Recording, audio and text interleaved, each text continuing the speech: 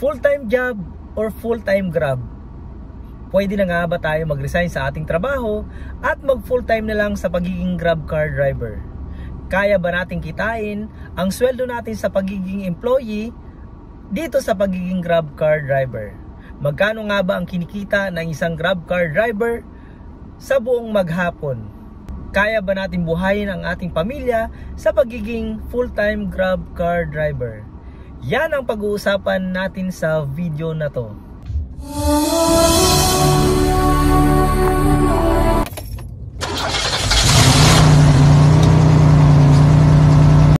Hi guys! Ako nga pala si Battered Husband, ang inyong Grab car driver.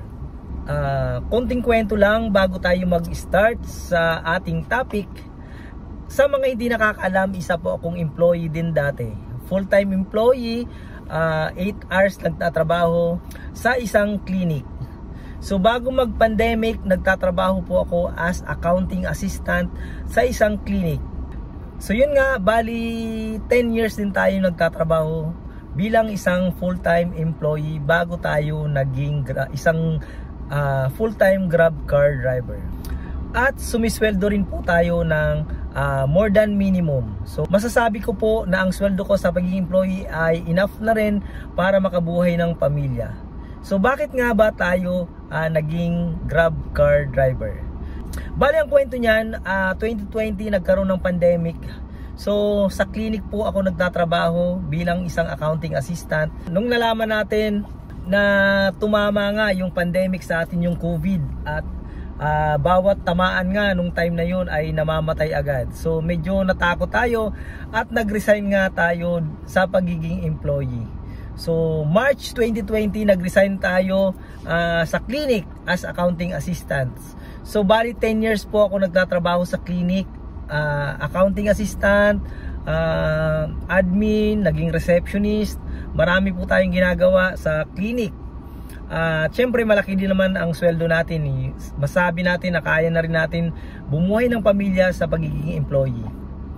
So nung tumama nga ang pandemic, nag-resign nga tayo sa ating trabaho. So no choice tayo, wala tayong trabaho. So nag-apply tayo sa Foodpanda. So sa Foodpanda, yung time na nag-apply ako ay kumikita tayo ng 75 pesos per deliver sa Foodpanda nung time na yon. So fix siya, 75 pesos per deliver. So magandang kitaan sa Foodpanda nung time na yon.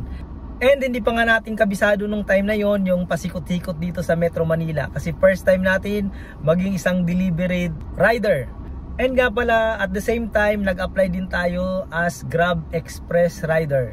So sa Grab Express rider nung time na yon, nung 2020, malaki pa ang kitaan. Ang kita ko noon from 1 PM to 7 PM kumikita tayo noon ng 1,000 pesos. So pag naka-reach na tayo ng 1,000 pesos, umuwi na rin tayo. And after noon, naging Grab food rider na rin tayo. Nung kasagsagan ng pandemic na bawal na lumabas lahat ng tao, ay naging full-time Grab food rider na nga tayo. Sa Grab food rider, malaki din ang kita. Kumikita tayo ng 1,000 pesos a day, minsan 1,500, minsan 1,200. Yan po ang kinikita natin sa pagiging Grab food rider. Para sa akin, malaki na rin yan dahil hawak natin yung oras natin at nakakauwi nga tayo kahit anong oras natin gustong umuwi sa ating pamilya. After nga ng pandemic, napagdesisyon na namin ni Mrs. na kumuha na ng sasakyan at maging isang Grab car driver na nga tayo. Yun nga, naawa sa atin si Mrs. dahil sa pagiging delivery rider, madalas ka magkasakit. Andyan yung ulan, andyan yung init. So minsan nafi-fake book pa tayo. Matagal din tayo naging Grab food rider, mga more than 2 years din tayo naging Grab food rider. And yun nga ang bumuhay sa atin nung kasagsagan ng pandemic. And yun na nga, napagdesisyonan namin ni Mrs. na kumuha na ng sasakyan at ipasok sa Grab. So nung time na yon, nung kumuha kami ng sasakyan, mayroong slot na 10,200 na nilabas yung LTFRB. At yun na nga, nakapasok tayo naman kaagad sa Grab. So yun yung istorya nung buhay natin. And from employee, naging full-time Grab na rin tayo sa ngayon. So sa mga nagtatanong sa atin kung pwede na ba sila mag-resign sa kanilang mga trabaho at mag full-time na sa pagiging Grab car driver. So ito yung ibibigay ko sa inyong insight. So yung mga advantage at mga disadvantages ng pagiging isang Grab car driver. Unang-una na nga dyan ay sa pagiging employee, magtrabaho ka sa loob ng 8 hours, may fixed income ka. Kung magkano kinikita mo sa isang araw, yun ang kikitain mo sa pagiging employee. So sipagan mo, hindi mo sipagan, same yung amount ng income mo sa pagiging employee. Siyempre may mga benefits dyan sa pagiging employee. Mayroon kang SSS, Pag-ibig, PhilHealth, at kung ano-ano pa mang benefits na binibigay nga ng ating employer. Unlike sa pagiging Grab car driver, wala tayong mga benefits na katulad niyan, SSS, Pag-ibig, PhilHealth, wala tayong mga ganyan. Yun nga lang sa pagiging employee, hindi mo hawak yung oras mo, hawak yan ng inyong employer. So bayad ka, so kailangan magtrabaho sa employer mo sa loob ng 8 hours. Unlike sa pagiging Grab car driver, hawak mo ang iyong oras. Kung gusto mong magtrabaho at gusto mong hindi, pwede dahil hawak mo ang inyong oras. And yun nga lang sa pagiging Grab car driver, nakadepende ang kita mo sa inyong kasipagan. So kung maaga ka alis at late ka na uuwi, malaki ang kikitain mo. So kung maiksi naman yung oras na igugugol mo, maliit din ang kikitain mo sa pagiging Grab car driver. So sa mga nagtatanong kung pwede na ba i-full time yung pagiging Grab car, ang masasabi ko lang ay ito. Kung kumikita ka ng 1,000 pesos or less sa pagiging employee, pwede ka mag-resign at maging full-time Grab car driver. Pero kung kumikita ka naman ng 1,000 pesos pataas, pag-isipan mo kung mag full-time ka sa pagiging Grab car driver. Kasi po, kung 1,000 mahigit na or 1,500 a day na ang kinikita mo sa pagiging employee at regular ka naman at kompleto ka naman ng benefits at okay naman ang status mo sa pagiging employee, so pwedeng hindi ka mag-resign. Pwede mong gawing sideline ang pagiging Grab car muna. So magkano nga ba ang pwedeng kitain ng isang Grab car driver sa mga gustong mag full time na maging Grab car driver? So sa experience ko, kung lalabas tayo ng alas 5 ng madaling araw, sabihin mo na alas 5 ka mag-start at umuwi ka ng mga alas 5 or alas 7 or alas 8 ng gabi, ay posibleng kikita ka talaga sa pagiging Grab car driver.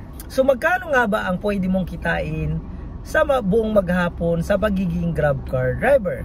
Base sa experience natin, kung habaan mo lang ang oras mo, sabihin na natin 12 hours kang bibiyahe, pwede kang kumita ng 2,000 pesos pataas. Yes po, 2,000 pesos pataas, and labas na po dyan yung gas, labas na po dyan yung hulog natin sa sasakyan, at labas na po dyan yung commission ni Grab. So yung 2,000 na maiuwi mo ay net na po yun sa inyong pamilya. So sabihin naman natin na tinatamad ka minsan o 8 hours ka lang bibiyahe or 7 hours, 6 hours lang, so pwede ka rin naman kumita ng 1,000 pesos. So nakadepende rin kasi yan sa traffic buong maghapon. So kung maaga ka aalis, wala pang traffic, so kayang-kaya mo ang 1,000 to 1,500 sa loob ng 8 hours sa pagiging Grab car driver. So doon naman sa mga OFW na nagtatanong sa atin kung pwede na ba sila mag full time sa pagiging Grab car driver. So ganito lang yan, titingnan mo kung magkano ang ginagastos mo sa loob ng isang araw. So kung gumagastos ka ng 1,000 mahigit, so hindi pa pwede mag full time sa pagiging Grab car driver. So maaari yan, masishort ka, Maaari yan kukulangin ka kasi minsan may mga unexpected tayong gastusin, minsan nasisiraan tayo, minsan may kailangan tayong bayaran. So doon sa mga OFW na malaki ang kinikita, so pwedeng hindi ka muna mag full time sa pagiging Grab car driver. So kung ako sa iyo, ang gagawin mo habang nagtatrabaho ka dyan sa abroad, pwede ka naman kumuha ng sasakyan at ipamaneho mo muna sa iyong kamag-anak or sa iyong mga kakilala. So pwede ka magpa-boundary, gawin mong negosyo ang pagiging operator. Pwede ka magpa-boundary, pwede kang bumili ng mga sasakyan, pa-boundary mo sa mga kakilala mo, nakatulong ka na at the same time kikita ka din. So hindi natin kailangan mag-resign kaagad sa ating mga trabaho. Ang kailangan natin additional income. So sa may mga stable job naman dyan na malaki ang kinikita, pwede kayong wag munang mag-resign sa inyong trabaho, kumuha kayo ng kotse at ipasok nyo sa Grab, ipamaneho nyo muna or kayo mismo ang magmaneho, gawin nyo munang sideline, pag day off nyo or sa gabi, try nyo munang bumiyahe ng 2 oras or sa Sabado or Linggo kung wala kayong ginagawa, try nyo munang bumiyahe. Ang kailangan natin additional income, hindi natin kailangan na mawalan tayo ng trabaho kasi what if hindi natin alam, mag-close yung Grab or humina ang kita sa Grab. At least mayroon tayong mga additional income. Ang mapapayo ko lang, wag tayong basta-basta mag-resign sa ating mga trabaho. Tingnan natin ang sistema, subukan muna natin magmaneho. Try natin para malaman natin kung magkano ang kikitain natin. At syempre, para alam natin kung kakasya ba ang kinikita natin kung magpo-full time tayo sa pagiging Grab car driver. So kung alam mo na, na-test, na subukan mo na at alam mo na mas malaking kinikita mo sa pagiging Grab, and then pwede ka na mag-resign sa iyong trabaho at mag-full time na nga sa pagiging Grab car driver. At syempre hindi lang tayo tatapos doon, mag-i-aim pa tayo ng mataas. Mas maganda pag kaya mo pa kumuha ng isang kotse at ipa-boundary mo sa inyong kakilala, sa inyong mga kamag-anak, para may dagdag pa tayong income, hindi lang tayo nakarely sa ating pagiging Grab car driver. Sa mga sumusweldo naman ng less than 1,000 at kaya nyo naman kumuha ng sasakyan, so pwede po tayo mag-resign na sa ating mga trabaho. Yan, masasabi ko po na pwede na kayo mag-resign sa inyong mga trabaho. Kung less than 1,000 lang naman ang kinikita nyo at tali kayo buong maghapon sa pagiging employee, so mag-resign na kayo kung may means lang naman. So kung kaya naman kayo ma-approve sa inyong sasakyan at may sasakyan na kayo, pwede na kayo mag-resign sa inyong trabaho. Pero again, antayin nyo muna na makapasok kayo sa Grab bago kayo mag-resign sa inyong mga trabaho. Kasi mahirap na mag-resign ka ngayon, wala kang kita, tapos matenga pa yung kotse mo, hindi ka agad makapasok sa Grab. So, sayang, mahirap mawalan ng trabaho.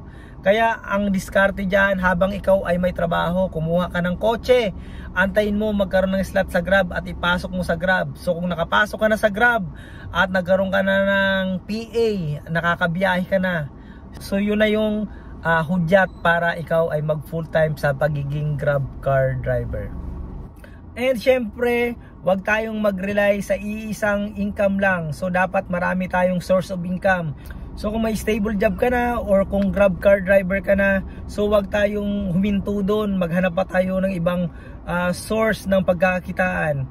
So ako merong ibang maliban sa pagiging Grab car, meron tayong iba pang pinagkakaabalahan. So tatalakayin natin yan sa mga susunod nating video kung anong pa yung mga pwedeng pagkakakitaan maliban sa pagiging Grab car driver. So sa mga may trabaho na o sa may mga full-time job na, sa may mga or sa mga Grab car driver na, so wag tayong huminto doon, wag tayong maging kampante sa ating mga trabaho, maghanap tayo mga additional income. So mag-invest tayo. So kung may tindahan, kahit papaano magtinda tayo, kung may sari-sari store, so kung may mga pwedeng pang investan sa ating pera, So kung may extra tayong pera, pwede sa MP2 sa Pag-ibig, nagbibigay din sila ng dividend. So stock market, so yun yung mga tatalakayin natin sa mga susunod na araw, kung ano pa yung mga pwedeng pagkakitaan ng isang Grab car driver. So yun lang, maraming salamat. Sana mayroon kayong natutunan sa akin. Sa may mga katanungan, pwede kayong mag-comment sa video natin. Pwede rin kayong mag-message sa Facebook page natin na Battered Husband. And i-like nyo na rin at i-follow yung Facebook page natin. And syempre dito sa YouTube channel natin, huwag nyong kalimutan i-follow at i-click yung notification bell para updated kayo sa mga ina-upload nating video. So mag-upload tayo sa mga susunod na araw about sa investment and update dito sa Grab platform. So maraming salamat sa inyong panonood. Sana may natutunan kayo sa video natin. Asahan nyo, marami pa tayong i-upload. Wag sana kayong magsawa sa panonood sa mga videos natin. And wag din kayong mahiya mag-comment sa mga video sa YouTube channel natin, sa mga videos na ina-upload natin, at sasagutin natin yan hanggat kaya natin sagutin. So maraming salamat sa inyong panonood. Again, ito si Battered Husband, ang inyong Grab car driver.